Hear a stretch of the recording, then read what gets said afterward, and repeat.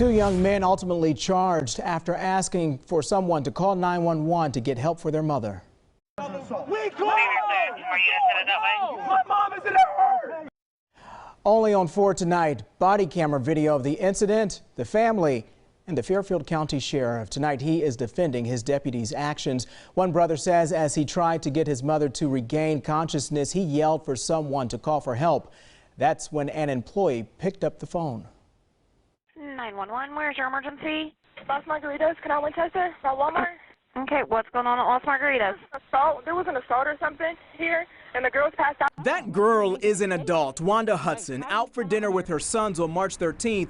She told me she had a few sips of a margarita and passed out a few minutes later. Her 15-year-old son panicked and ran outside. Because he ran out the patio door and jumped over the fence. Okay. He did something. Fairfield County Deputy Matthew Greathouse arrived thinking an assault happened. He encountered the teen. When Hudson's 22-year-old son Joshua saw the commotion, he got involved. Their older brother Brandon was still inside the restaurant. So what happened? Nothing happened. My mom was drinking. Where's Brandon at? I'm calling Brandon right now. Here, come over here. I just want to talk to you. Talk to who? I'm talking to him. Okay, calm down. Calm down. Okay. I showed Hudson this body camera video. I went from being almost in tears watching it to then just becoming very angry. Stop. Hey, stop. It broke my heart to see my mom like that. It broke my heart to see my brother like that. So at that moment, there's pretty much nothing you can say to me besides I'm about to help my mom and help my brother. As his mother regained consciousness, 25-year-old Brandon Polanitz ran to his younger brothers. Mom is in her! The 15-year-old brother eventually broke free from the deputy. When my brother ran, my worst fear was that he was going to get shot in his back.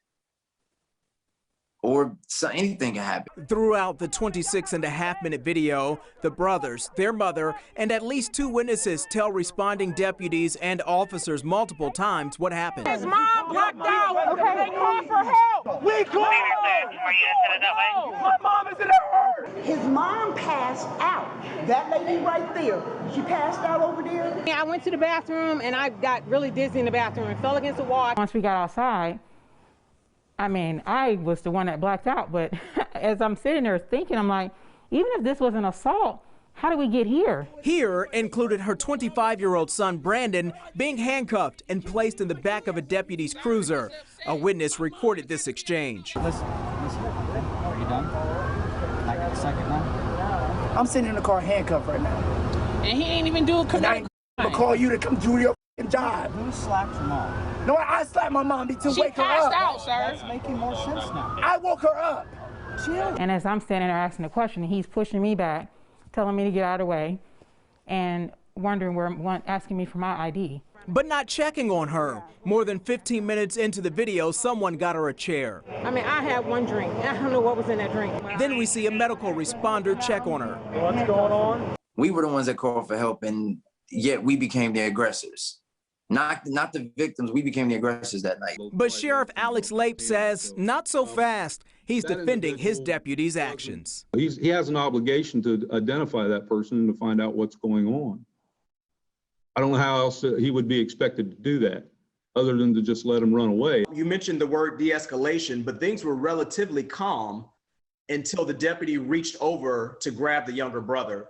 And then that's when you saw this panic ensue. Well, like I said, at that point in time, he had every bit of information he had led him to believe that that person perpetrated an assault. So he's trying to establish a rapport with him, and he's obviously moving away from him, and then actually starts to break into a run as he gets a hold of him. Shortly after Brandon Polanitz was taken out of handcuffs, We had a good conversation. Hey man, listen. I apologize. It is what it is. Okay. It ain't no issue with you. I don't like you though. Okay. But you know what? Me and you ain't never gotta. You're right. I ain't gotta like you. That's right. Y'all do your job, I do mine. I don't know you, so we'll chalk this up. Amen. We'll chalk this situation up as bad communication. We think it's done. In our minds, it's over. the brothers walked away. The deputies kept talking. This body camera is still rolling. That's when I went to grab you, and I was fighting for control with them two. We'll just go back to something, hash it out. What do we have here?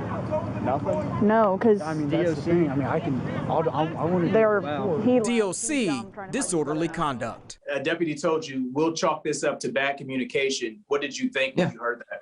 I thought I was gonna go home without any issue coming about afterwards. And that was the total opposite. A day later, Deputy Greathouse filed these complaints against the two older brothers, disorderly conduct and obstructing justice. That led to formal charges. Next thing I know, me and my brother have a warrant.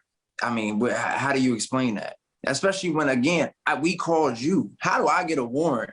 How do we get a warrant? And we called you to help us. I asked Sheriff Lape, with knowing all the facts, couldn't the deputies have used discretion and not recommended charges? If there's a criminal offense, then they're obligated by their oath to go ahead and pursue that charge. They did exercise discretion because they took nobody into custody and took them to jail. Wanda Hudson doesn't buy it. He drove up like, oh, these are black boys out here. He just assumed they were criminals, and that's all he saw. And that's all I can see. And I hate to say that, but that's all I can see from that.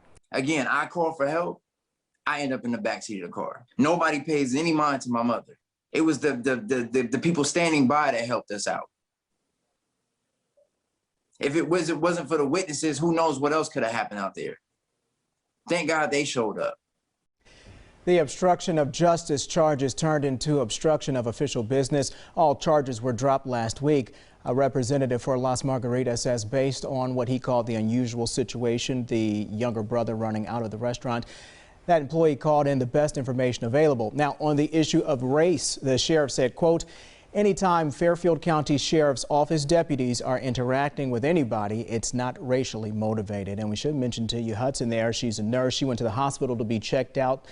They couldn't figure out what was in her system. She still doesn't know why she passed out that night. You know, the charges have been dropped, so the county is dropping this. But does the family, are they satisfied with that the charges are gone, or do they want to pursue something? No, not at all. They haven't made that determination yet, but they are frustrated. The brothers, they are not well.